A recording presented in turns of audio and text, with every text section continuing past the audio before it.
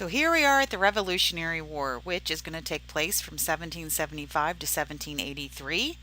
We are in period 3 according to AP standards, and those years are 1754 to 1800. And make sure you know that we are in Unit 5. So we have more than just one side fighting this in this war. We have the Patriots and the Loyalists among the colonists. This is not another one is a British term. They are Patriots and Loyalists among the colonists. So Patriots are sometimes called Whigs.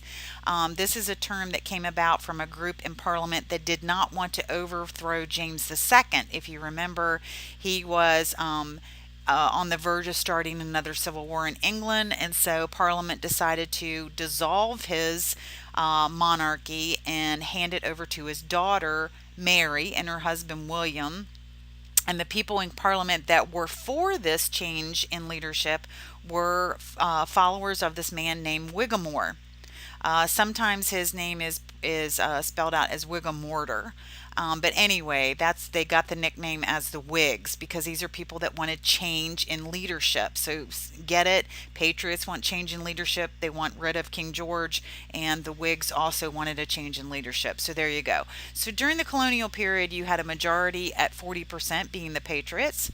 They did very actively recruit soldiers. Sometimes they did it with not so nice means. They pressured the colonists to join the war effort through scare tactics. Some areas actually had held a vote, and back then your vote for whatever it was, all votes were open. So you just walked up to the table where the votes were being tallied and you said out loud what your vote was. So in this particular case, if you were voting against getting rid of King George and the British leadership, they would jot your name down as a person to be messed with. They might burn your barn, they might do bad things to your family to get you to take the side of the Patriots. So these are not all nice, sweet guys. You also had the side that did not want to separate from England. They were scared, and their nickname became Tories, and Tories is a patriot nickname for them. Tories basically means somebody that runs away. So the Patriots would have called them Tories. In history, we call them Loyalists because they were loyal to the crown. But during that time period, they would have been known more often as Tories. Now, their largest stronghold was in areas of New York. They did not have a majority at all. They only had about 20% of the colonists on their side. And so they tried desperately to get some footholds in the South by the Phillipsburg Proclamation 1779. And this was a promise to slaves that if they would join the British side and the Loyalist side, that they would have freedom after they won. It wasn't successful. It was not very successful. One of the reasons it wasn't is because Loyalists or Tories were heavily persecuted by the Patriots, and people were not willing to put their neck and their family and their land on the line. And some of them who just could not go to the Patriot side, they just could not do it. They felt that they were a loyalist, but they were afraid to fight on the loyalist side, actually left America. Some of them left forever. They went to places like Canada. Others went all the way to England, joined the British military there, and came back with a British uniform and fought that way. So they were no longer an actual resident at the time of America. They were a resident of England. And so some fought for the Loyalists that way. They went all the way to England to join the military. Now, there was also a group that said, we don't want to join either side and we're not leaving. So this made up 40% of the colonial population. These guys were known as fence sitters. And both sides, the Patriots and the Loyalists, tried really hard to convince these people to come to their side, to no avail. These guys were not willing to fight. They just wanted to have their ordinary everyday life, and they were just sitting around waiting to find out who won this battle, and then they would just do as they were told. So these are not guys that are ready to go out there and make world change. They just wanted basically to be left alone, to farm their new land, and to have a decent life without fighting. The end. Before the war even starts, Virginia is already making a name for herself. There was a huge convention held in Virginia in March of 1775, and the top question was, do we need a militia? Do we need an official militia? Now, this convention was made up of about 120 guys, all men. Sorry, ladies, no ladies allowed.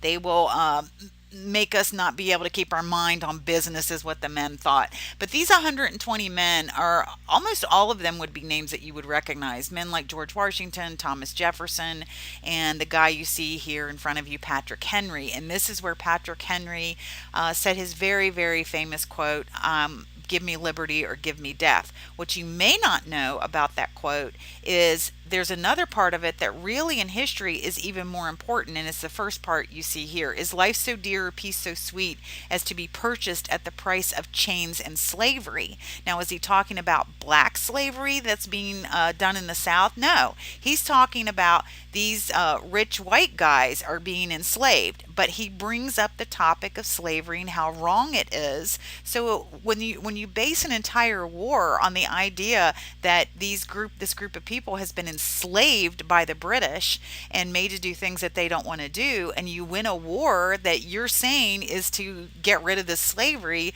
and then you go home to your plantations in the South and you practice slavery, not just slavery but chattel slavery, that just doesn't seem right. And so the Revolutionary War, and Patrick Henry specifically at this Virginia Convention, really planted that very first seed about the doubt for chattel slavery, black chattel slavery. So he didn't know what he was doing that day, I'm sure, but he planted that seed, and it will change the way America thinks about chattel slavery forever.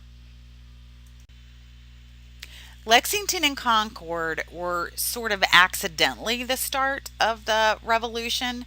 It occurred in April of 1775, and at the time, the British had a stronghold in Boston. They had taken Boston. And they got word that there was a armory that had lots of war supplies, weaponry, in a town very close to Boston called Concord. And so they made a plan, the British did, that they would go to Concord and they would take down this arsenal and get all the supplies. Well, of course, word got out. There were people all over Boston that were mingling with the British that were spies. Remember, they're not too far removed from being British residents, English residents. So it wasn't that hard to mingle in. And this plan developed by the British. It also leaked out, but the plan was that they would stop in the town of Lexington on the way to Concord. You can see the map here. And they would take Sam Adams and John Hancock, who lived in Lexington at the time, and kidnap them, take them as hostage to Concord, and basically put these two men in front of the British army so that nobody would shoot. They're going to use them as hostages to get all these weapons. So of course word got out about that and really upset Sam Adams and John Hancock, they were big mouths. So they're not going to sit still for this, of course. So they travel the countryside, and they're gathering people up to as Minutemen to take down the British when the British leave Boston on their way to Concord. Now, back in Boston, you had people that were acting as spies, and they were going to give the word when the British were on their way to attack Concord. So they're just waiting to see, are the British going to go by land or go by sea and go up one of the rivers here to take a shortcut to get to Concord, so that the Minutemen would know where to meet the British Army. Do we meet them on the water path or do we meet them on the land path?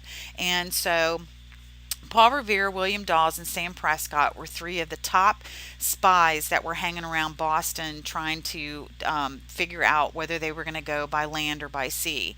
And of course, they are going to go. Have you ever heard the famous line, "One if by land and two if by sea"? Well, they went by land, and there was a spy in the town of Boston. We do not know his name. It's been lost in history, but his job was to find out would they go by land or by sea, and they decided to go by land. And so this man went to the top of a very tall church steeple in Boston and put a lantern, one light one lantern lit up to say they're going by land. And the minute that Paul Revere, William Dawes, and Sam Prescott saw this one light, they headed out into the countryside to warn people. And according to history, they said, the British are coming, the British are coming. That's not true. Sorry to break your little historical hearts, but that is not true. They would never have said the British are coming, because remember, at the time period, a lot of people still considered themselves British. Even people who wanted to break from the British crown still would have considered themselves British. So if these men had ridden through their town on horses screaming the British are coming, nobody would have paid any attention to them, because they're all British. So they actually used to call the British soldiers the regulators, because they were trying to regulate every aspect of their lives according to the Patriots. And so that's really a long word to say. So they started shortening it and calling them the regulars. So that was the cry that they were supposed to issue as they rode their horses through town trying to collect Minutemen. They were supposed to scream, the regulars are coming, the regulars are coming. So Paul Revere, William Dawes, and Sam Prescott set off on their horses. They do not get very far. They are right on the outskirts of Lexington, and they are actually captured. They're stopped. They're not captured yet. They're stopped. And Paul Revere was a famous dude at the time. Remember, he painted a really famous picture of the Boston Massacre. This earned him a lot of fame. He was a writer. People knew him. So when they stopped him, the loyalists stopped him, and some of the British soldiers, he didn't really think that they were going to hurt him. He said, yeah, right, you're gonna shoot me. I'm going to keep on riding. What are you talking about here? And of course, these guys were serious. So Paul is getting ready to hit his horse with the horse's reins and take off again, and all of a sudden he hears a gun cock very close to his head and feels the barrel up against his scalp. And they say to him, if you hit the horse to make him run, we're going to shoot your brains out. So Paul puts his hands up in the air and gives up, and Paul is imprisoned in Lexington. He never completes the ride to warn people that the regulars are coming, the regulars are coming. William Dawes took off. He did get away from the British, but he ran through a forest that he was not familiar with his horse. The horse ran into a tree. William Dawes was knocked from the horse. He had a concussion. The horse ran away, and so William Dawes, not feeling very good at all, lost in the woods and without a horse, somehow, some way made his way back to Lexington. He did not complete the ride. It was Sam Prescott that completed the ride all the way through Concord, warning people that the regulars are coming and gathering Minutemen to meet them at Lexington and then later at Concord. So Sam Prescott really should have been the hero of the day. And we'll get back to why Paul Revere was made the hero, and why we talk about him as being the guy who said the British are coming in just a minute. But let's get back to the actual battle. So by the time that the British get to Lexington, where they think they're going to kidnap Sam Adams and John Hancock, 70 Minutemen have been arranged on what we call the Green. It's really just an open field in Lexington. 240 British were there. Now remember, among the British there would have been loyalists. Nobody's really declared war yet. So when the 70 Minutemen and the 240 British and loyalists gather together on the Green, they just kind of stare at each other. Are we really going to shoot one another? What do we do? Supposedly, I know you've heard this before with the Boston Massacre, but supposedly somebody dropped a gun and the gun went off. Who knows if that's true, but there was a shot, and this becomes known as the shot heard round the world, because this is the shot that really starts the Revolutionary War. So the Revolutionary War starts at Lexington. So they do end up firing on one another. Everybody opens fire. 8 people die there. 7 are going to be patriots. 1 is a loyalist, and the patriots scatter. So the Loyalists and the British military believe that the Minutemen have gone away, and that there's now a clear path to get to Concord. They do not need Sam Adams and John Hancock. They're just going to march into Concord. Well, they're wrong. The Minutemen did not go away. The Minutemen have regrouped and found even more people to fight with them, and they're going to meet the British at Concord. So when the British arrive at Concord, for one, the arsenal has already been emptied. They knew that they were coming. The arsenal doesn't have anything in it. For another, all these Minutemen have found hiding places, and so the British are being fired upon using guerrilla warfare. The British don't even know where it's coming from, so the British run. They're on their way back to Boston. They run all the way back to Boston. The entire time being hit with this guerrilla warfare, they lose over 200 men. It's really a disgraceful thing. The British are disgraced in this, so it is definitely a British loss. And again, the war has started.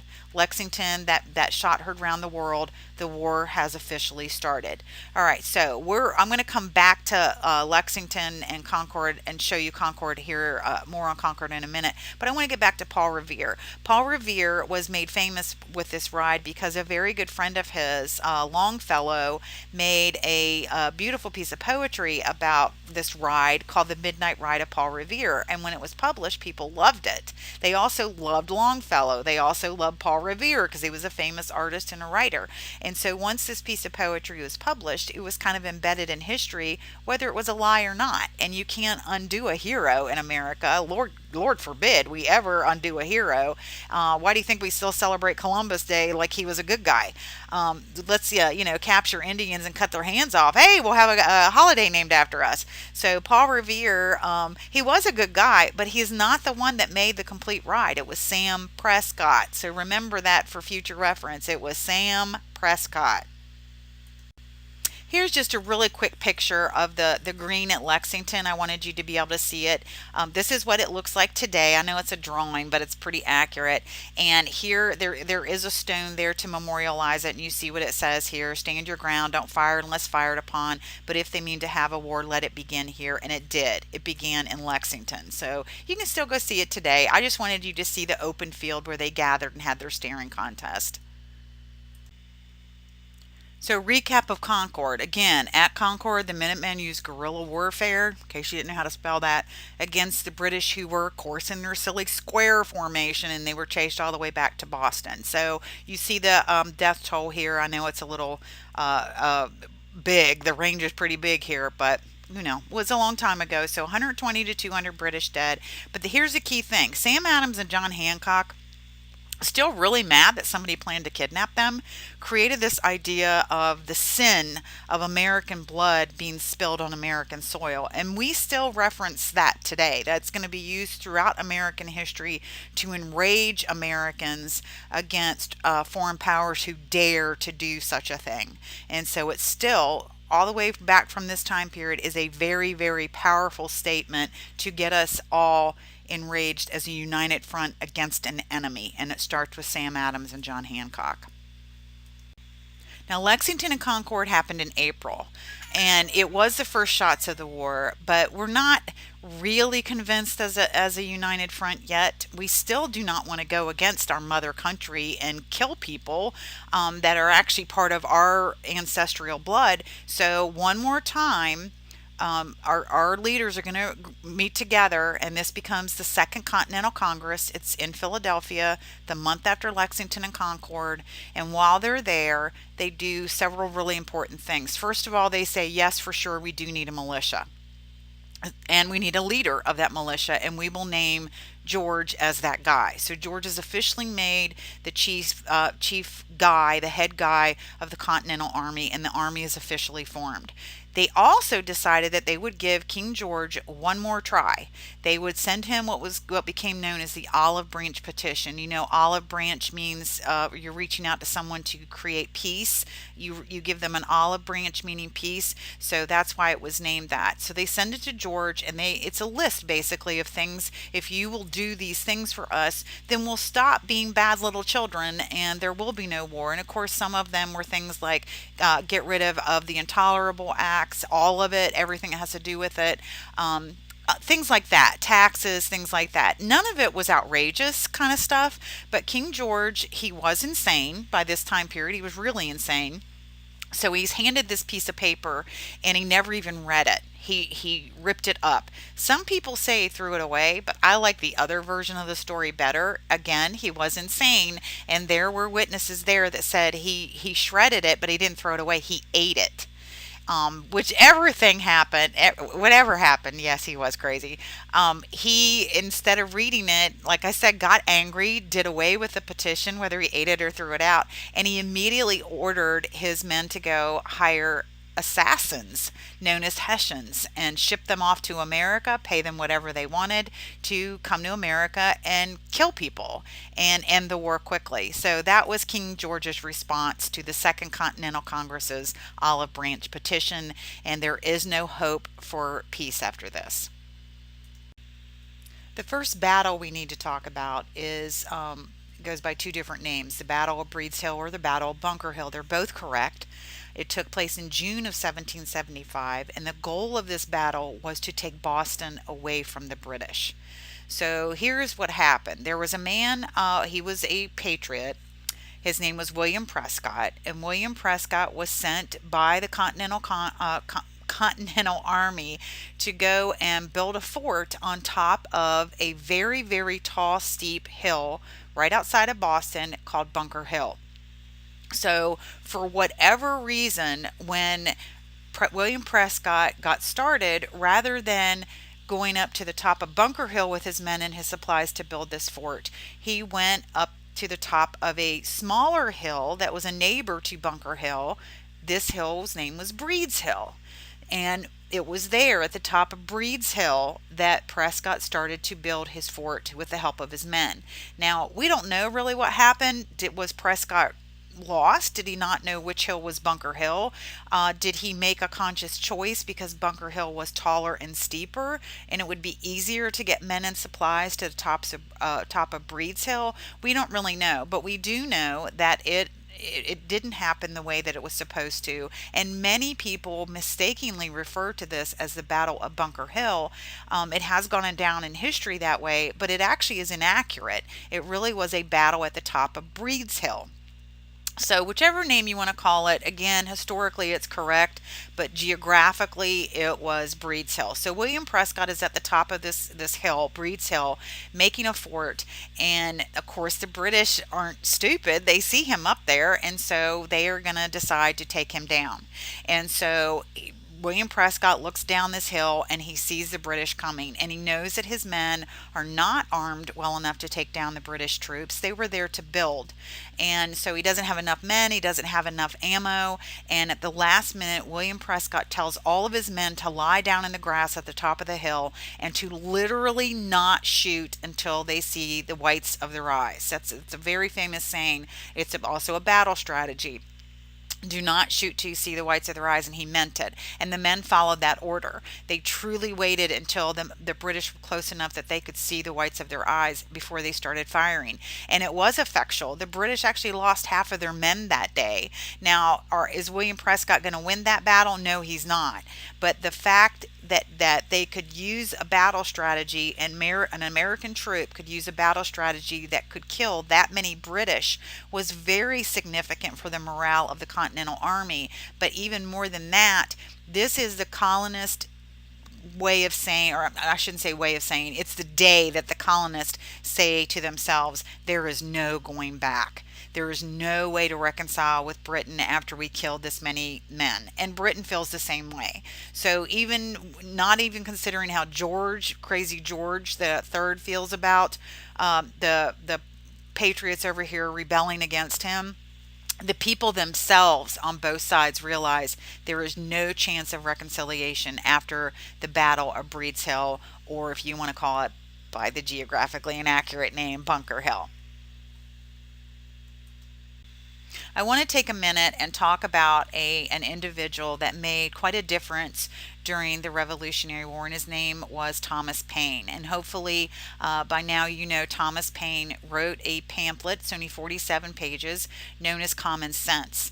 But Common Sense sold 500,000 copies in its very first year. That's astronomical, thinking that we only had 2.5 million people in the colonies at the time, and some of them were slaves. So that is a huge, huge amount of people purchasing this pamphlet to hear what he had to say.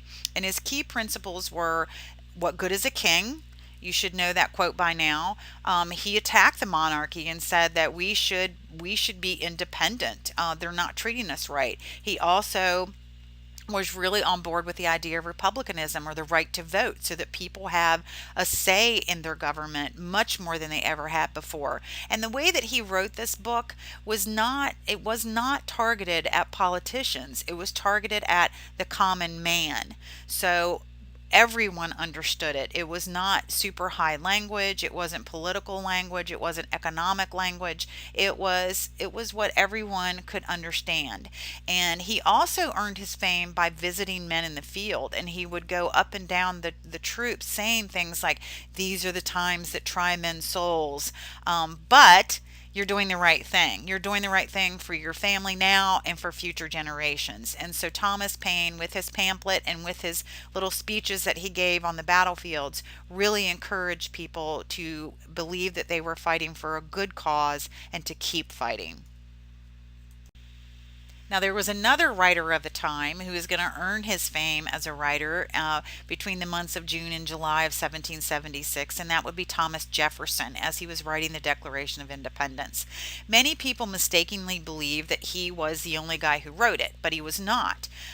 He was very good friends with Ben Franklin, who at the time was the liaison between us and France. And Ben spent lots of time in France and became really good friends with people like Voltaire, the party boy. Ben was a party boy too, and just from Voltaire, he got the ideas from him and from Rousseau, and all these ideas that Voltaire shared with Ben Franklin about how to have a successful political entity rule your government. And so these ideas of Ben Franklin were handed to Thomas Jefferson.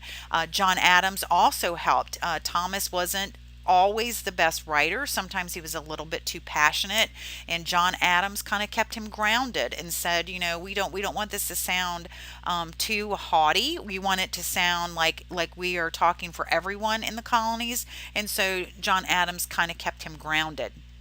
So the purpose of the document was to make this rebellion against England legitimate. Why are you rebelling? So it's basically a list of here's why. And the main principles are borrowed from Enlightenment figures like Voltaire's separation of church and state, like Rousseau's social contract, any of the old thinkers that you can think of, Thomas Hobbes, who said we are evil and we consent to govern, things like that. All the Enlightenment figures that you can remember from previous lessons, their ideas go into this document. The biggest one, of course, is John Locke's idea of natural rights, and Thomas borrowed John Locke's idea of life, liberty, and property and changed it to life, liberty, and pursuit of happiness, with the idea that you cannot create this document promising people land because we'll run out of land. So when John Locke said you have the right to buy land, he wasn't using it the same way as the Declaration of Independence was using it. Basically, it would have promised American citizens a plot of land, and we would have run out. So Thomas Jefferson is very enlightened in his ideas, and remember, Enlightenment figures use logic and reason, and so logically we would run out of land. And so he takes life, liberty, property from Locke, and again makes it life, liberty, pursuit of happiness. And once again, it is a list. This document is nothing more than a list of grievances against the monarchy, and that monarch at the time being crazy King George III of England. When word got back to England that Americans were creating this document as the foundation for a reason to rebel against England, a legitimate reason that could mean separation from England, artists of the time and propagandists did their best to make light of it, to make British people not feel panicked by it, that they were going to lose America. And so supposedly this is a accurate, and I'm using air quotes, I know you can't see me, but I am, an accurate account of what was happening at the signing of the Declaration of Independence. Notice that there are women allowed there, and it kind of sort of looks more like an orgy, or at least a party at the very least, rather than a declaration signing. Notice that there are black individuals. That never would have happened. There's children and dogs allowed in the room. They might have let the dogs in, but they would have done the dogs before the women and the children and the African Americans. So it's just to make light of it, to make English people feel like it was a joke. The Battle of Saratoga is definitely the turning point of the war, and this is going to take place in October of 1777. George Washington is not at this battle, and I'll tell you why in a little bit. It takes place near Albany, New York. Just at least know New York.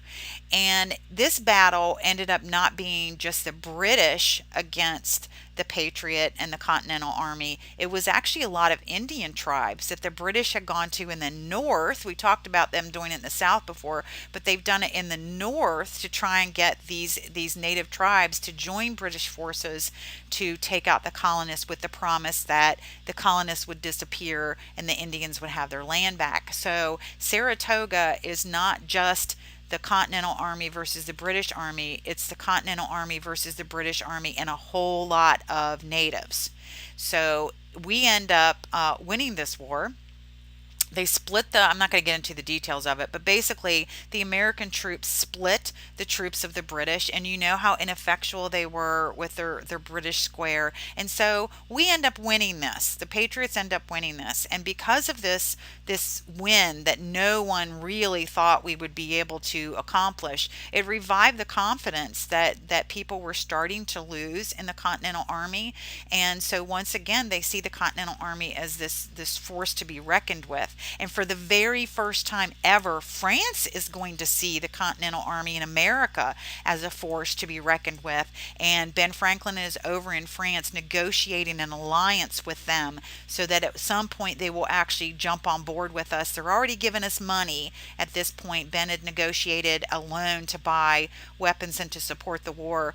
So they're already giving us money. They haven't given us men yet, but Ben is over there negotiating. And this win at Saratoga definitely puts them on our side, the French. And now they're gonna really decide on sending actual humans over here to help us fight, and rather than just money. So make sure you know Saratoga is a turning point of the war. And again, it's because it revived our confidence in ourselves, and it got France to pay attention to us as an actual force that could take down Britain. So we're going to step back a little bit. I remember I said that Washington was not at Saratoga. This is why. Previously, in December of 1776, he was given orders to go to Trenton, New Jersey, to take down the kind of hotbed of Hessians. So he is not ready to go to Saratoga. He is actually going to go take these guys down on Christmas Day. So on Christmas Day, he makes preparations with his men to cross the Delaware and then make a 19-mile march to Trenton, New Jersey. The problem is it was freezing cold that day, freezing. In the picture, you see ice floating in the Delaware River, and it probably was. It was that cold, and they were also having an ice storm. So George says he doesn't care. It's Christmas Day. There's a reason he wants to do this on Christmas Day, and I'll come to that in a minute. But George tells his men to prepare to board. Now I have to, as a historian, I have to correct some of the flaws in the picture here. Number one, we did not have a flag yet, so there wouldn't have been a flag in the picture. Number two, George would not have been standing in the front of the boat like that.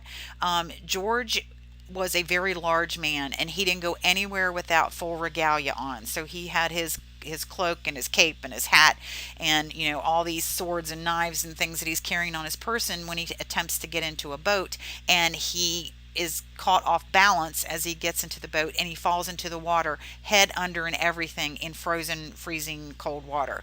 So George is soaked from head to toe, and his men say, let's turn back, and he says no, that we have to do it on this day. So he strips down, takes all his clothes off, borrows what he can from other people, of course without making them cold, because he loves his men and would never do that.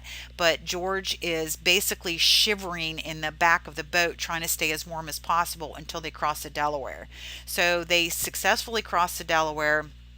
And when they get to the other side, it's basically a whiteout. They don't know where they are. None of them had ever been here anyway. They have a map, but they didn't really know where to go or how to get there. And so thankfully for the Continental Army, and for George especially, there was a slave child there that knew the way. He was a resident and knew how to get there. Now, this slave child was not very well dressed, not prepared for a storm, did not take into account, because he was a child, that he was going to be walking 19 miles, and he definitely was not clothed very well for this adventure. But he successfully gets George and his men to the outskirts of Trenton, New Jersey, and this little boy is considered a hero by the men, but guess what? They never got his name, so we do not know his name. So George does invade the Hessians. The reason that he wanted to do it on Christmas Day is because Hessians drink a lot on Christmas Day, and by now it's the day after Christmas. It took them that long to get to Trenton, New Jersey, which is even better because they were all passed out. The Hessians were all passed out. So George and his men took them over very, very easily. Sadly, it was a great win for George and his men, but sadly, the little boy that led them there does die. And after he's gone, George feels really guilty that this poor little kid died because he got pneumonia helping them to go take down the Hessians, and they never even got the kid's name. That's pretty sad. So George, in honor of this little boy, has a statue built, and this is the statue that you see on the left-hand side. Because without him, they probably would not have been able to defeat the Hessians. This little boy was the hero of the day. He really was. And so George has a statue built of the little boy.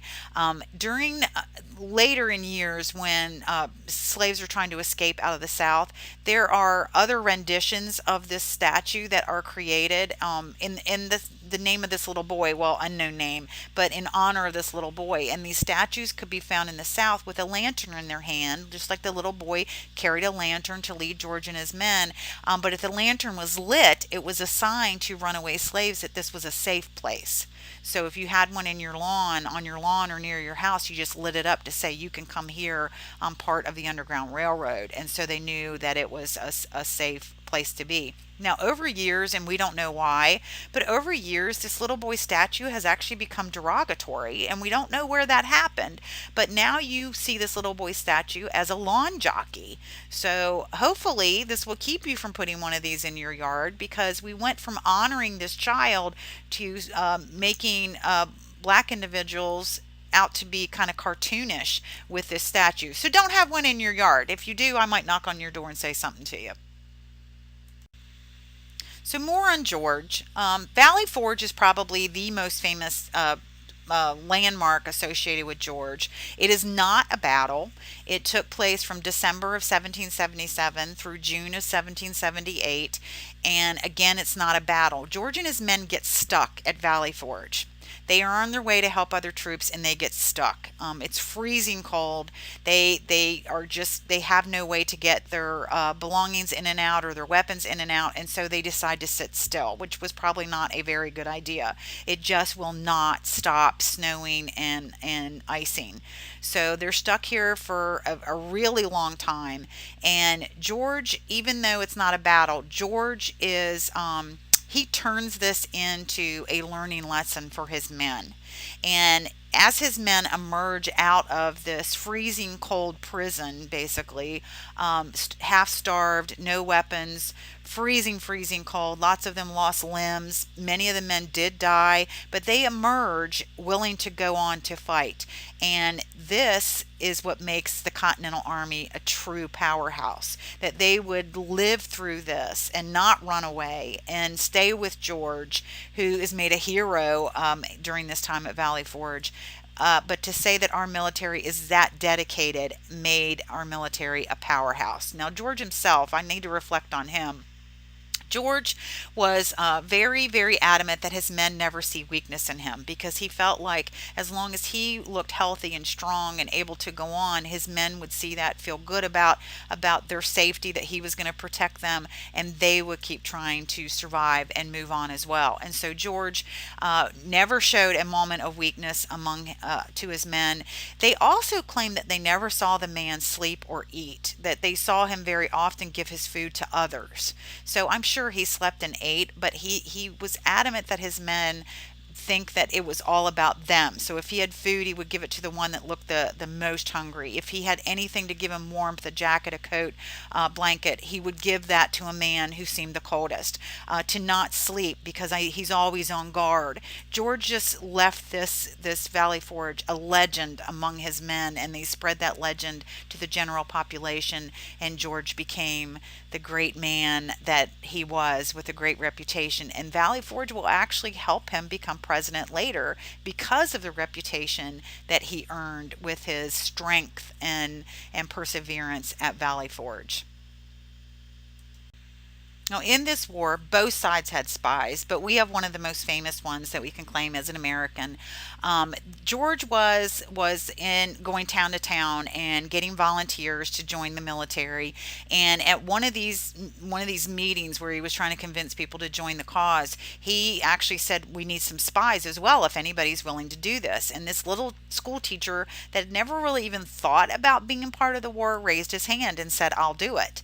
And so they got a British uniform and dressed him up and sent him over to the other side. He wasn't very good at it. He got caught in less than a week, and they sentenced him to death as a spy. The British did. And so they put him up on the gallows. He's getting ready to die, and they think he's going to, plead for his life, but he doesn't. He says his very famous quote, "I regret that I have but one life to give for my country." And this, of course, was Nathan Hale. And Nathan Hale did not whimper. He said this phrase. It went down in history as the attitude of the Continental Army and made us even scarier to the British. And they did actually hang Nathan Hale. He died that day. So he died a hero.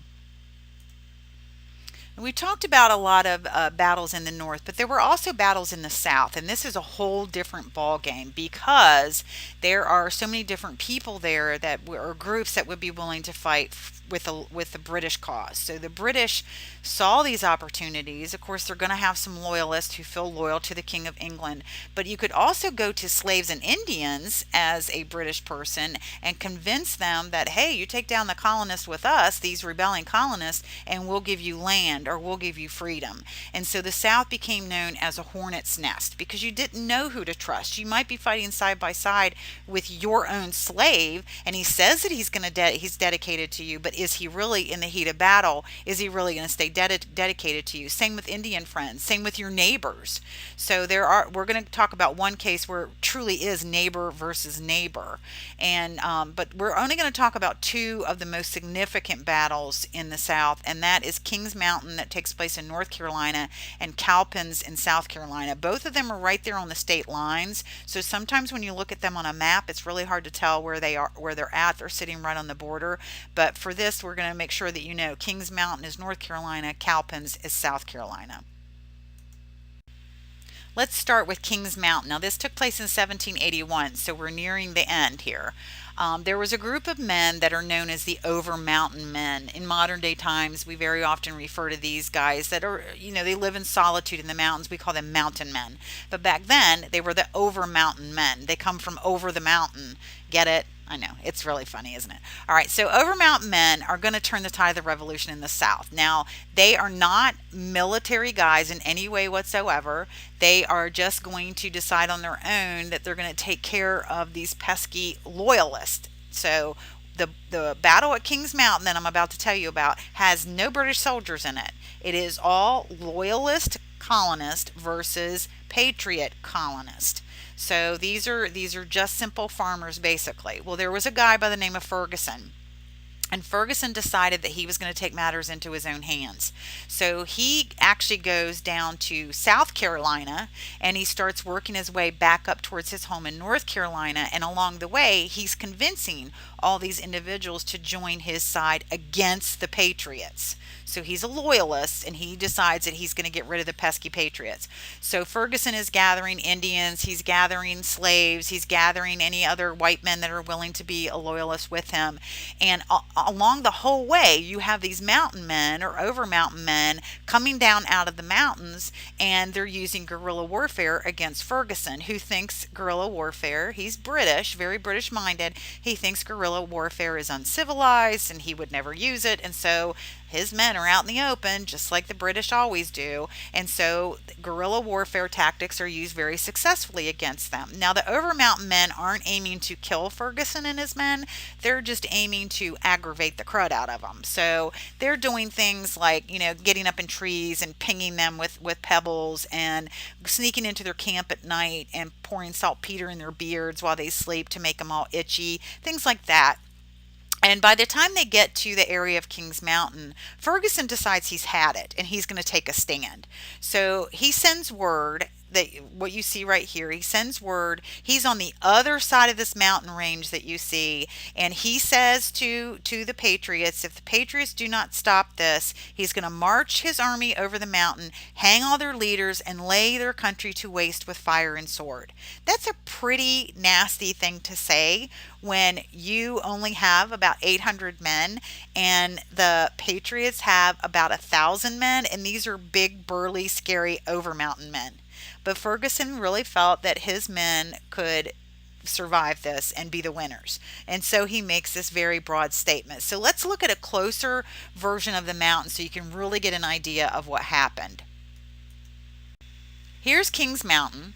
And again, Ferguson's men are on the far side of the mountain that you see here when he makes this statement. Well, the Overmountain men don't even respond to him. They don't think he's worth a response. So he waits a couple days, he hears nothing, and he's very indignant that they would not respond to this and, give up kind of thing. And so he decides to make good on his threat. So he sends his men up over the mountain. And you can see the mountain here. It does have greenery on it, but it's more like brush. So as his men are coming down across the mountain, they're really easy to spot. They don't have bright red on like the British do, but they're people moving across the mountain. They're really easy to spot. Now, the tree line that you see was much heavier back then, and you had the Patriot guys hiding in the tree line, waiting. So as these men are starting to make their way down the mountain, as soon as they get close enough, the Patriots start firing on them, and they wipe out 200 of the men. They murder 200 of them just with guns. Ferguson was one of them. He was shot 8 times when they found his body. All the rest of his men, there were 600 left, all of them were taken into custody and held till the end of the war. Some of them, I'm sure, were killed. Slaves and Indians, I'm sure, were killed. But even the white loyalists were imprisoned until the end of the war. And this battle, the battle at Kings Mountain, again, fought only by colonists. No British were there. It was only colonists, Patriot versus Loyalist. This is the battle that does away with all the Loyalists in the South. After that, nobody's going to be a Loyalist. They would be terrified to be one. So this is a very successful battle for the side of the Patriots in this war. The second most important battle in the South took place in South Carolina in a place called Cowpens. It was this guy's farm, and it was a cow field. That's why it's called Cowpens. So Cornwallis, General Cornwallis, you probably heard his name before. He's a very, very famous British officer, and Cornwallis was marching through this territory when some patriots saw him coming, wanted to defeat him, but at the time Cornwallis had about 2,000 guys, and the Patriots said, we only have about 1,000, so we need to figure out a way to split them up. Let's take at least half of them out of the picture. And so they do. They very successfully split Cornwallis's men, and 1,000 of them are going to get stuck staying behind to fight against the Patriots. Now, Cornwallis knows he's lost half of his men, but you know what? He's not worried about it. He thinks that it's going to be okay. His goal, the next place that he's going to, is a little town called Yorktown to fight against the British, fight against the Patriots, and he does not think it's going to be a big deal. So he lost half of his men. So what? He only needs half of them to succeed at Yorktown anyway. So he's not leaving his men behind. I don't want you to get that idea, because Cornwallis would never have done that. He's leaving them there to successfully wipe out the Patriots, and then in his mind, his men will catch up to him later. And it doesn't matter if it takes him a while, because he's just going to Yorktown. He doesn't really need them. So 1,000 of his men stay behind. Well, it is one of those kind of cartoonish battles where at the last minute the Patriots came up with this battle strategy, just like don't shoot till you see the whites of their eyes, that ends up being super successful. And the battle strategy here was, let's get close enough to these British guys. Now these are British soldiers, remember. Let's get close enough to them that they can't use their guns on us, because the long stock that they have with the knife on the end, they have to actually rear those back to stab somebody. And you've got a long rifle. If you get right up in somebody's face, they have no room to pull that rifle up to stab you or shoot you. So that was the idea, that the Patriots would lay in the grass, wait for these guys to come right up on them, and then they would jump up, and the Patriots would stab them with their little pocket knives. Basically, they would slit the British throats. And so that's what they did. And when they were that close, hand-to-hand combat, they were right. The British could not pull their swords far enough back to get enough leverage to stab somebody. They couldn't get their gun up to shoot anybody, and so they end up wiping out this British troop. Now they did not kill all of them, but they killed a whole lot of them, and the rest were kept prisoner. So they are never going to catch up with Cornwallis at Yorktown, and that's going to be really significant for that battle at Yorktown. But make sure you know the difference between Cowpens and Kings Mountain. Cowpens is British fighting patriots. Kings Mountain is loyalists fighting patriots with no British military there. Now, the final battle is going to be Yorktown, that battle where Cornwallis thought he didn't need a lot of men.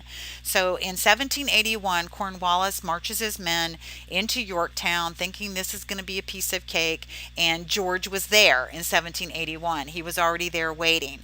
Unbeknownst to Cornwallis, George's men were not the only people there.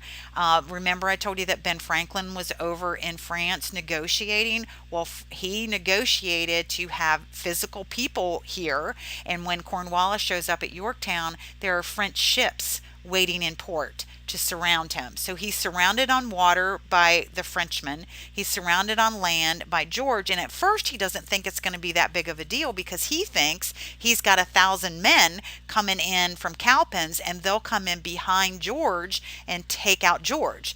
But we know that's never going to happen. So after a few days of unsuccessfully waiting for his men who are never coming, Cornwallis finally surrenders, and Yorktown ends up being that final battle of the war. The French are now on board with the Americans, and the British realize that they could keep on fighting, yes, but it's going to be a losing battle with the help of the French, and the strength of the American spirit. And so Yorktown ends up being the final battle of the Revolution.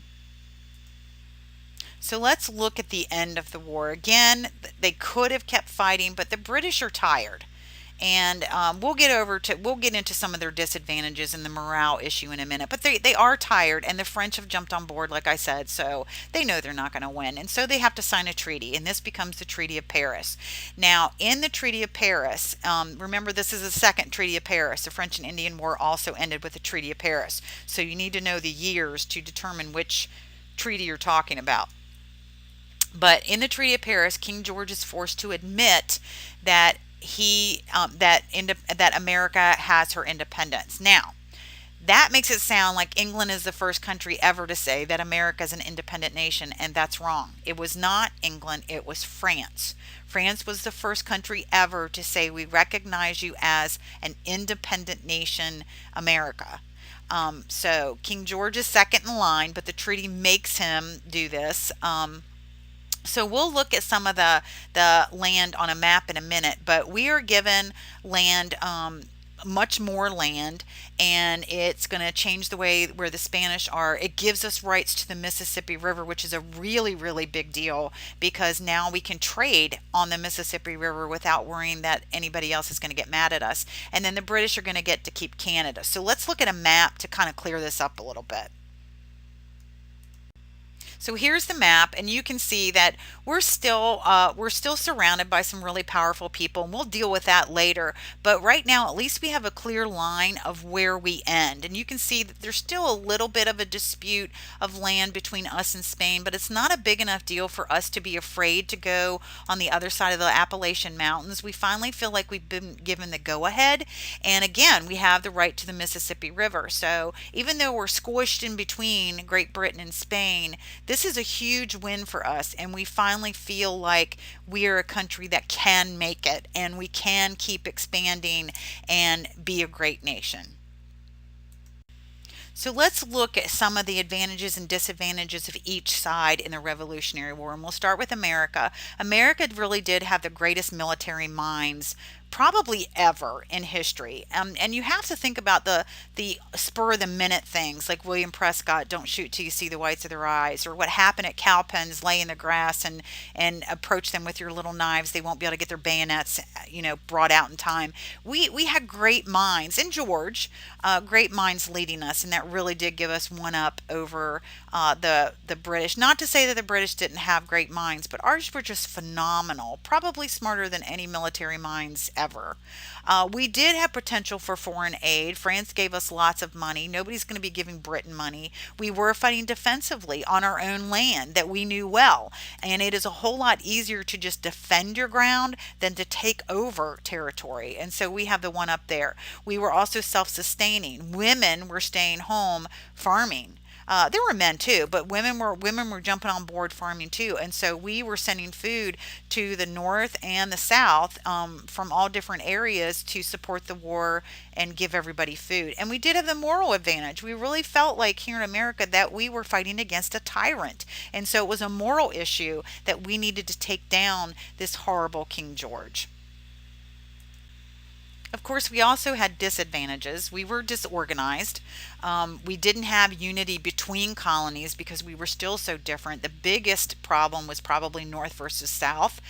We already looked at one another as if the other side wasn't as good or as friendly or as smart, or we were already divided. We have been since day one, so there wasn't a lot of unity between colonies, and a lot of the reason for the disorganization and the lack of unity between colonies is that we didn't have a formal government yet. We were too busy fighting a war to really set up a formal government, and the people that probably would have set up this government, they were fighting. So they were actually involved in it. So we didn't have a way to come up with a formal government, and the lack of that government caused the disorganization. We didn't have a lot of money. Until France decided to give us some money, we didn't have much at all. There were plenty of times that we didn't have, that we had men fighting that were never getting paid. And sometimes they knew it, and sometimes they didn't. Sometimes because of not getting paid, and maybe because of harsh conditions like at Valley Forge, men deserted, and they knew the land, so you weren't going to find them again. And overall, the Americans were poorly equipped. It goes back to not having money, not having a formal government. So we were very poorly equipped. Sometimes when you look at a list like this, it's really hard to believe that we won. I really think that the moral issue of it is what kept us going. Let's look at the British side. Now, the British did have advantages. Of course, they had money. And King George was super crazy again, and so he was willing to pour whatever he had to into this war to win. The British had a navy, so if you had any kind of a battle on the water, they were definitely going to win. We didn't have a navy here, and it was easy for them to get supplies in because they were a naval power. And what are we going to sink their ships that are full of weapons and new men? We had no way to do that. Their army, even though they used silly things like the British Square and had these bright red uniforms that everybody could see, they were professionals. They were a good shot. They were trained how to survive in the field. Our guys weren't. Our guys were just ordinary little farmers that didn't have any kind of experience being a soldier. So that's a huge one up. And England also had the luxury of the money enough to hire mercenary soldiers in the Hessians to basically come over and just murder people. And we didn't have that kind of luxury. We had people murdering us. We didn't have people to go out and murder others. So huge advantages for England. Of course, just like us, they're also going to have disadvantages. France was a serious enemy of Britain, and because of that, Britain is not going to get the help from other nations because nobody wants to get France mad. So the French were made a big difference for us getting them on board. And of course, you had incompetent political leadership because King George was completely insane by this time period. He had a disease, and we're not really positive which disease it was. There are three different diseases that cause your urine to be bright blue, which he did suffer from. But all three of them, whichever one he suffered from, cause signs of insanity. And so he was insane.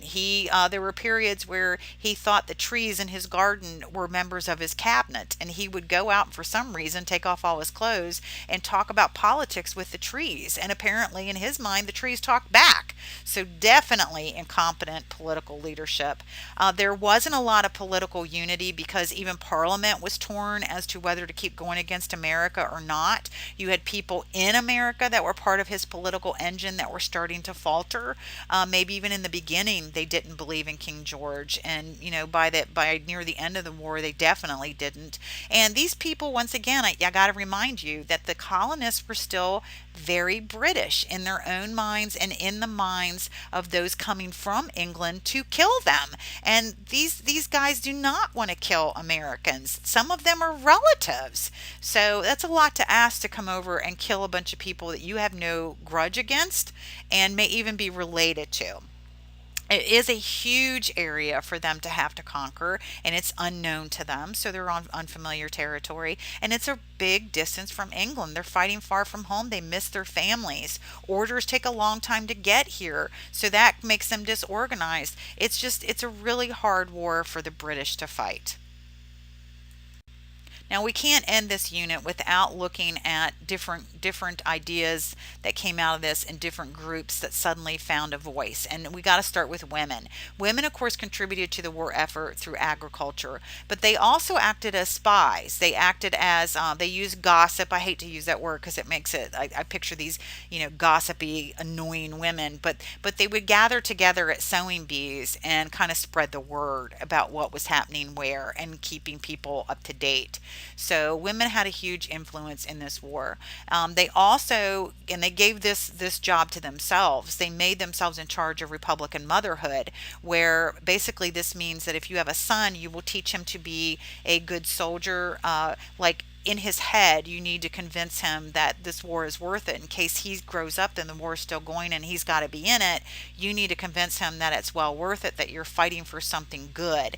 If you have a daughter, then you teach her how to be a good Republican mother and to take care of the crops and do whatever needs to be done to support the men. So Republican motherhood is a big weight to put on their shoulders. Probably one of the most famous of all the women that are going to start really speaking out during this time period is Abigail Adams, and we'll talk more about her later.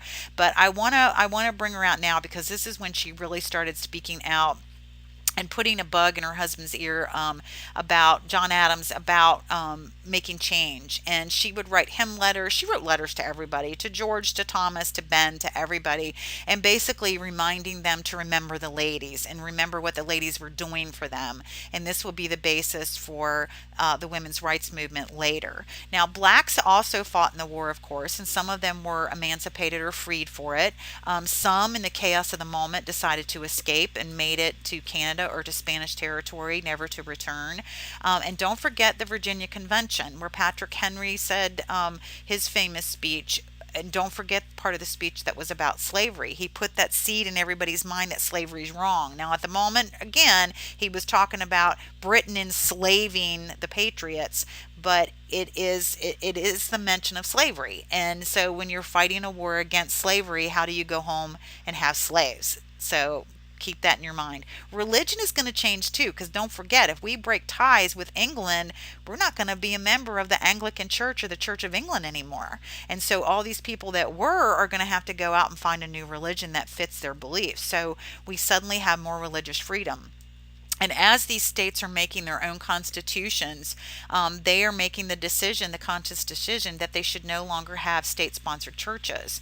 Thomas Jefferson is one of the first ones to say that, and he helped write the Constitution for several states. But in Virginia, he wrote a paper called the Statute for Religious Freedom that encouraged the separation of church and state. And it became very widespread and very successful. All right, so that is the end of the Revolutionary War. I hope you enjoyed it, and there is more to come. I know you're excited. See you again on the next unit.